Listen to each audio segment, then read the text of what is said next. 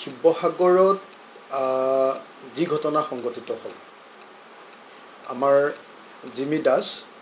আমাৰ খিলঞ্জীয়া ভূমিপুত্ৰ এগৰাকী গাভৰুক যি ধৰণে আক্ৰমণ কৰা হ'ল সেই ঘটনা এটা নজিৰবিহীন ঘটনা খিলঞ্জীয়াক আক্ৰমণ কৰা যিসকল মানুহ আছিলে তেওঁলোকৰ তিনিজনক এতিয়ালৈকে গ্ৰেপ্তাৰ কৰা হ'ল কিন্তু আন দুজনক এতিয়ালৈকে গ্ৰেপ্তাৰ কৰা হোৱা নাই মুঠ 5জন মানুহ আছিলে তাৰে তিনিজনক গ্ৰেপ্তাৰ কৰা হ'ল এতিয়ালৈকে বাকি কেইজনক গ্ৰেপ্তাৰ কৰা হোৱা নাই আমি বাকি দুজনকো গ্ৰেপ্তাৰ কৰিবৰ কাৰণে দাবী জনাইছোঁ দ্বিতীয় কথা যে এতিয়া চৰকাৰৰ পিনৰ পৰা আৰু একাংশ দালালে জিমি দাসৰ ওপৰত প্ৰেছাৰ দি তেওঁৰ ওপৰত হেঁচা প্ৰয়োগ কৰি সেই গোচৰটো উঠাই ল'বৰ কাৰণে প্ৰচেষ্টা কৰা দেখিবলৈ পোৱা গৈছে যি সময়ত চৰকাৰে জিমি দাসক নিৰাপত্তা প্ৰদান কৰিব লাগিছিল যি সময়ত জিমি দাসক শাৰীৰিক আৰু মানসিকভাৱে আক্ৰমণ কৰি তেওঁক বিধ্বস্ত কৰি পেলোৱাৰ কাৰণে ৰাষ্ট্ৰীয় পৰ্যায়ৰ পাঞ্জা খেলুৱৈগৰাকীক আচলতে ক্ষতিপূৰণ দিয়াৰ দৰকাৰ আছিলে সেই সময়ত কিন্তু চৰকাৰী কিছুমান এজেণ্টে গৈ জিমি দাসক এই গোচৰটো উঠাই ল'বৰ কাৰণে যি প্ৰেছাৰাইজ কৰিছে যি হেঁচা দিছে এইটো দুৰ্ভাগ্যজনক কথা জিমি দাসক আক্ৰমণ কৰা প্ৰত্যেকজন মানুহকে গ্ৰেপ্তাৰ কৰিব লাগিব মই জিলা প্ৰশাসনক মই পুলিচ প্ৰশাসনক বিধায়ক হিচাপে আহ্বান জনাইছোঁ যে প্ৰত্যেকজন এনেকুৱা আমাৰ অভিযুক্ত প্ৰত্যেকজনকে অনতিবিলম্বে গ্ৰেপ্তাৰ কৰিব লাগে আৰু তেওঁলোকৰ সকলোৰে ওপৰত পস্কো ঢালি দিব লাগে শিৱসাগৰৰ যিসকল 30টা সংগঠন সেই 30টা সংগঠনে অত্যন্ত গুৰুত্বপূৰ্ণ তিনিটা তেওঁলোকে দাবী উত্থাপন কৰিছে প্ৰথম দাবীটো হ'ল তেওঁলোকৰ যে অসমৰ খিলঞ্জীয়া মানুহৰ মাটি বাহিৰৰ মানুহে ক্ৰয় কৰিব যাতে নোৱাৰে তাৰ কাৰণে এক আইনগত সুৰক্ষা আমাক লাগে যিহেতু এবাৰ অসম বিধানসভাত অসমৰ মুখ্যমন্ত্ৰী ডাঙৰীয়াই ঘোষণা কৰিছে যে এবাৰ অসম বিধানসভাত গোৱালপাৰা আৰু বৰপেটা আৰু এখন কোনোবা জিলাৰ মাটি খিলঞ্জীয়াৰ মাটি কোনো কিনিব নোৱাৰিব বুলি এখন আইন আহিব গতিকে আমি আহ্বান জনাইছোঁ চৰকাৰক যে এই বিধানসভাতে এই যিখন আইন আছে সেই আইনখনতে আমাৰ শিৱসাগৰ আমাৰ যোৰহাট আমাৰ গোলাঘাট আমাৰ ডিব্ৰুগড় আৰু আমাৰ তিনিচুকীয়া অন্ততপক্ষে উজনি অসমৰ এই 5খন জিলা কোনোপধ্যে যাতে অসমৰ খিলঞ্জীয়া মাটি অন্য কোনেও কিনিব নোৱাৰে অসমৰ থলুৱা মানুহৰ মাটি যাতে অন্য কোনেও কিনিব নোৱাৰে তাৰ ব্যৱস্থা গ্ৰহণ কৰিব লাগে এই একেখন আইনতে যিহেতু অসম বিধানসভাত গোৱালপাৰা আৰু বৰপেটা আৰু এখন কোনোবা জিলাৰ মানুহে খিলঞ্জীয়া মানুহৰ মাটি কিনিব নোৱাৰিব বুলি এটা সিদ্ধান্ত ল'ব খোজা হৈছে গতিকে সেই একেখন আইনতে আমাৰ যোৰহাট গোলাঘাট শিৱসাগৰ ডিব্ৰুগড় আৰু তিনিচুকীয়া এইকেইটাৰ নাম অন্তৰ্ভুক্ত কৰি এই জিলাকেইখনৰ খিলঞ্জীয়া মানুহৰ মাটিও যাতে কোনেও কিনিব নোৱাৰে আচলতে এইটো সমগ্ৰ অসমতে হ'ব লাগে অকল এই 5খন জিলাৰ কথা নহয় কিন্তু যিহেতু এই 5খন জিলাত এতিয়া সাংঘাতিক ধৰণৰ এনেকুৱা পৰিস্থিতি চলি আছে সেইকাৰণে এই 5খন জিলাক মই কৈছোঁ আৰু যিহেতু চৰকাৰে খিলঞ্জীয়াৰ মাটি বিক্ৰী কৰিব নোৱাৰিব বুলি এখন আইন আনিছে গতিকে এই আইনখনক আমি সমৰ্থন জনাইছোঁ যদিহে আমাৰ তিনিচুকীয়া বা ডিব্ৰুগড় বা হেৰিয়াত তেওঁলোকে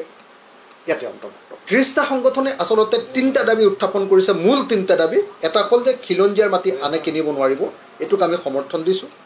2 নম্বৰ কৈছে যে সকলো ব্যৱসায়িক প্ৰতিষ্ঠানত 90%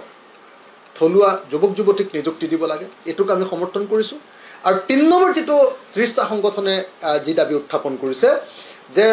অসমৰ ব্যৱসায় কৰা প্ৰত্যেকখন ব্যৱসায়িক প্ৰতিষ্ঠানত বেলেগ ভাষাত ইংৰাজী বা হিন্দীত নামটো থাকিলেও তাত অসমীয়া ভাষাত নামটো লিখাটো বাধ্যতামূলক অসমীয়া ভাষাটো নামটো থাকিবই লাগিব এই বস্তুটো যিটো দাবী উত্থাপন কৰিছে এইটো এটা অত্যন্ত গণতান্ত্ৰিক দাবী এই 3টা দাবী সেইকাৰণে অসমৰ খিলঞ্জীয়া মানুহৰ মাটি যাতে আনে কিনিব নোৱাৰে এই যিটো দাবী 30টা সংগঠনৰ প্ৰত্যেকটো ব্যৱসায়িক প্ৰতিষ্ঠানত 90% অসমীয়া বা খিলঞ্জীয়া ল'ৰা ছোৱালীৰ নিযুক্তি এইটো দ্বিতীয় দাবী আৰু 3 নম্বৰ প্ৰত্যেকখন ব্যৱসায়িক প্ৰতিষ্ঠানত অসমীয়া ভাষাৰ প্ৰয়োগ নামটোত অন্তত অসমীয়া ভাষা বেলেগ ভাষাৰ লগতে অসমীয়াও থাকিব লাগে এই 3টা সুস্থ জাতীয়তাবাদৰ লক্ষণ এইটো উগ্ৰ জাতীয়তাবাদ নহয় এইটো কাৰোৰ ওপৰত আক্ৰমণ কৰাৰ ঘটনা নহয় এয়া হ'ল সুস্থ জাতীয়তাবাদৰ লক্ষণ আৰু এই যি সুস্থ জাতীয়তাবাদী এই তিনিটা যি দাবী উত্থাপন কৰিছে ত্ৰিশটা সংগঠনে আমি এই তিনিওটা দাবী অসম চৰকাৰক মানি ল'বৰ কাৰণে আহ্বান জনাইছোঁ আনহাতে আমি দেখিছোঁ যে শৃংখল চলিহাৰ ওপৰত এজন কি সুমানী নামৰ গৌৰৱ সুমা গোলাঘাট শিৱসাগৰ ডিব্ৰুগড় আৰু তিনিচুকীয়া এইকেইটাৰ নাম অন্তৰ্ভুক্ত কৰি এই জিলাকেইখনৰ খিলঞ্জীয়া মানুহৰ মাটিও যাতে কোনেও কিনিব নোৱাৰে আচলতে এইটো সমগ্ৰ অসমতে হ'ব লাগে অকল এই 5খন জিলাৰ কথা নহয়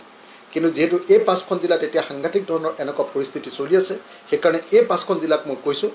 আৰু যেহেতু চৰকাৰে খিলঞ্জীয়াৰ মাটি বিক্ৰী কৰিব নোৱাৰিব বুলি এখন আইন আনিছে গতিকে এই আইনখনক আমি সমৰ্থন জনাইছোঁ যদিহে আমাৰ তিনিচুকীয়া বা ডিব্ৰুগড় বা হেৰিয়াত তেওঁলোকে ইয়াতে অন্তৰ্ভুক্ত অকল সাম্প্ৰদায়িক আইন এখন আনিলেতো নহ'ব অকল সাম্প্ৰদায়িক আইন এখন আনি তেওঁলোকে খিলঞ্জীয়াৰ মাটি বেলেগে কিনিব নোৱাৰিব বুলি কৈতো তেওঁলোকে আমাৰ তিনিচুকীয়াৰ মাটি আমাৰ শিৱসাগৰৰ মাটিটো বেলেগক কিনিবলৈ দি থকাটো কেতিয়াও আমি মানি ল'ব নোৱাৰোঁ সেইকাৰণে আমি আহ্বান জনাইছোঁ যে এই ব্যৱস্থা গ্ৰহণ কৰিব লাগে তৃতীয়তে আমি আৰু এটা কথা ক'ব খুজিছোঁ যে 30টা সংগঠনে আচলতে 3টা দাবী উত্থাপন কৰিছে মূল 3টা দাবী এটা হ'ল যে খিলঞ্জীয়াৰ মাটি আনে কিনিব নোৱাৰিব এইটোক আমি সমৰ্থন দিছোঁ 2 নম্বৰ কৈছে যে সকলো ব্যৱসায়িক প্ৰতিষ্ঠানত 90% থলুৱা যুৱক যুৱতীক নিযুক্তি দিব লাগে এইটোক আমি সমৰ্থন কৰিছোঁ আৰু 3 নম্বৰ যেটো 30টা সংগঠনে যি দাবী উত্থাপন কৰিছে যে অসমৰ ব্যৱসায় কৰা প্ৰত্যেকখন ব্যৱসায়িক প্ৰতিষ্ঠানত বেলেগ ভাষাত ইংৰাজী বা হিন্দীত নামটো থাকিলেও তাত অসমীয়া ভাষাত নামটো লিখাটো বাধ্যতামূলক অসমীয়া ভাষাটো নামটো থাকিবই লাগিব এই বস্তুটো যেটো দাবী উত্থাপন কৰিছে এটো এটা অত্যন্ত গণতান্ত্ৰিক দাবী এই তিনিটা দাবী সেইকাৰণে অসমৰ খিলঞ্জীয়া মানুহৰ মাটি যাতে আনে কিনিব নোৱাৰে এই যেটো দাবী 30টা সংগঠনৰ প্ৰত্যেকটো ব্যৱসায়িক প্ৰতিষ্ঠানত 90% অসমীয়া বা খিলঞ্জীয়া ল'ৰা ছোৱালীৰ নিযুক্তি এটো দ্বিতীয় দাবী আৰু 3 নম্বৰ প্ৰত্যেকখন ব্যৱসায়িক প্ৰতিষ্ঠানত অসমীয়া ভাষাৰ প্ৰয়োগ নামটো অন্ততঃ অসমীয়া ভাষা বেলেগ ভাষাৰ লগতে অসমীয়াও থাকিব লাগে এই তিনিটা সুস্থ জাতীয়তাবাদৰ লক্ষণ এটো উগ্ৰ জাতীয়তাবাদ নহয় এটো কাৰোৰ ওপৰত আক্ৰমণ কৰাৰ ঘটনা নহয় এয়া হ'ল সুস্থ জাতীয়তাবাদৰ লক্ষণ আৰু এই যি সুস্থ জাতীয়তাবাদী এই তিনিটা যি দাবী উত্থাপন কৰিছে 30টা সংগঠনে আমি এই তিনিওটা দাবী অসম চৰকাৰক মানি ল'বৰ কাৰণে আহ্বান জনাইছোঁ আনহাতে আমি দেখিছোঁ যে শৃংখল চলিহাৰ ওপৰত এজন কি সুমানী নামৰ গৌৰৱ সুমানী নামৰ এজন ব্যক্তিয়ে শৃংখল চলিহাৰ ওপৰত তেওঁ এফআইআৰ দিছিলে এজাহাৰ দিছিলে আমি সকলোকে ক'ব খোজোঁ যে এই আন্দোলনটো অকল শৃংখল চলিহাৰ আন্দোলন নহয় এই আন্দোলনটো হ'ল তাৰ 30টা জাতীয় জনগোষ্ঠীয় সংগঠন আৰু শিৱসাগৰবাসীৰ ঐক্যবদ্ধ আন্দোলন সেই আন্দোলনটোত অকল এজন ব্যক্তিৰ ওপৰত কেলে গোচৰ আয়োগ কৰিব গতিকে অচিৰে যিমান আকৌ এটা নতুনকৈ গোচৰ দিয়া বুলি আমি শুনিছোঁ এই অচিৰে এওঁলোকৰ ওপৰত দিয়া যিবিলাক গোচৰ আটাইবিলাক গোচৰ অনতি বিলম্বে আন্দোলনকাৰীৰ ওপৰত দিয়া গোচৰ উঠাই ল'বৰ কাৰণে আমি দাবী জনাইছোঁ আন্দোলনকাৰীৰ ওপৰত গোচৰ জাপি দিবৰ কাৰণে আমি যি ব্যৱস্থা চৰকাৰে কৰাইছে এনেকুৱা ধৰণৰ উচতনি দি তো এই উচতনিয়ে আচলতে আমাৰ মাজত পৰিৱেশ আৰু বিনষ্ট কৰিব অসমৰ আইন শৃংখলাৰ পৰিস্থিতি আৰু বিনষ্ট কৰিব অসমত যথেষ্ট পৰিমাণে এটো সাম্প্ৰদায়িক সম্প্ৰীতি বিনষ্ট হ'ব আৰু সেইকাৰণে কাৰো উচতনিত গৈ অসমৰ খিলঞ্জীয়া জাতি জনগোষ্ঠীৰ সংগঠনবিলাকৰ ওপৰত যাতে গোচৰ নিদিয়ে তাৰ কাৰণেও আমি সকলোকে আহ্বান জনাইছোঁ আপোনালোকে নিশ্চয় দেখিছে যে শৃংখল চলিহাৰ ওপৰত গোচৰ দিলে এটো অত্যন্ত বেয়া কথা হৈছে আমি তাক নিন্দা কৰিছোঁ আৰু এই গোচৰ উঠাই লোৱাৰ কাৰণে আমি ভাল পাইছোঁ আকৌ এজনে দিছে সেইটোকো আমি বিৰোধিতা কৰিছোঁ এবাৰ ভৰলুমুখ থানাত দিছে সেইটোকো আমি বিৰোধিতা কৰিছোঁ কিন্তু যেতিয়া গোচৰটো দিলে গোচৰটো দিয়াৰ পাছত যেতিয়া আলফাই হুমকি দিলে ধমকি দিলে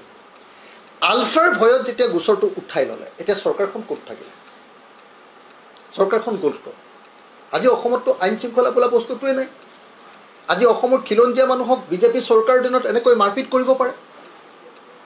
আকৌ অসমৰ খিলঞ্জীয়া মানুহৰ ওপৰত গোচৰ তৰিব পাৰে আৰু গোচৰ তৰিলে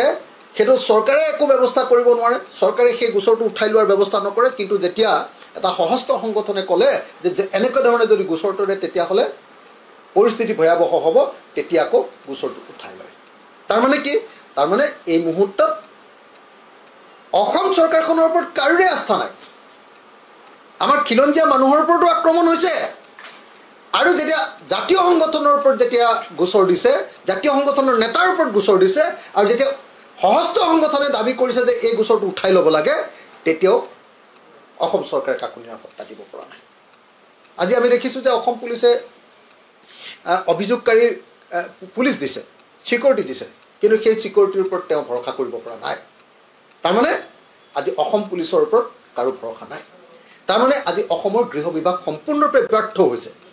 অসমৰ খিলঞ্জীয়া মানুহক যেতিয়া আক্ৰমণ কৰিছে তেতিয়াহ'লে তাৰ পৰা ৰক্ষা কৰিবৰ কাৰণে ব্যৰ্থ হৈছে আৰু আনহাতে আমি দেখিবলৈ পাইছোঁ যে অসমৰ খিলঞ্জীয়া মানুহক আক্ৰমণ কৰাৰ পাছত অসমৰ জাতীয় সংগঠনৰ ওপৰত যেতিয়া গোচৰ দিছে সেই গোচৰ দিয়া মানুহকো অসম পুলিচে চিকিউৰিটি দিয়াৰ পাছতো তেওঁ কৰিছোঁ আকৌ যি গোচৰ দিছে সেই গোচৰীয়া পক্ষক নিৰাপত্তা দিব নোৱাৰাৰ কাৰণেও আৰু গোচৰীয়া পক্ষই ভয় খাই গোচৰ উঠাই দিবলগীয়া হৈছে আমি বাৰু সমৰ্থনেই কৰিছোঁ এইটোতো কোনো পধ্যে গোচৰে দিব নালাগে বুলি কৈছোঁ কিন্তু গোচৰটো দিয়াৰ পাছত যে পুলিচে চিকিউৰিটি দিয়াৰ পাছতো তেওঁ যে ভয় খাইছে যিকোনো খবৰৰ বাবে যোগাযোগ কৰক 7090173330 অথবা 7099017990 নম্বৰত